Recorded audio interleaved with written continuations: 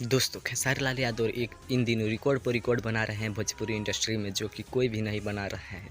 आज पहली बार भोजपुरी इंडस्ट्री में हुआ है कि टी सीरीज हमारा भोजपुरी चैनल है, जिस पर टी सीरीज का चैनल है भोजपुरी का, जो कि मेन पेज मतलब लोगों पर खेसारी लाल यादव जी का फ़ोटो लगा है। इसके पहले किसी भी भोजपुरी कलाकार का फ़ोटो वहाँ पे नहीं लगा था, जो कि खेसारी लाल यादव का फ़ोटो लग चुका है वहाँ पे।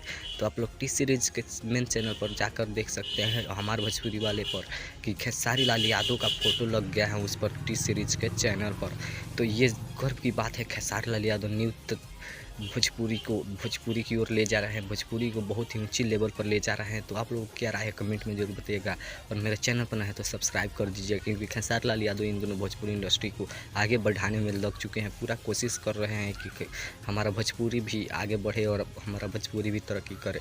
तो इन जवाज खेसारी लाल को धन्यवाद दिल से कि आपने टी सीरीज को भी हरा दिया और मेन चैनल पर भी उनका फ़ोटो लग गया है। तो आप लोगों को क्या राय है कमेंट में जरूर बताइएगा। अगर मेरे चैनल पर नए हैं तो सब्सक्राइब करके बेल आइकन दबा दीजिए। चैनल पर नए हैं तो सब्सक्राइब करके बेल आइकन दबा दीजिए, ऐसे ही भोजपुरी अपडेट पाने के लिए।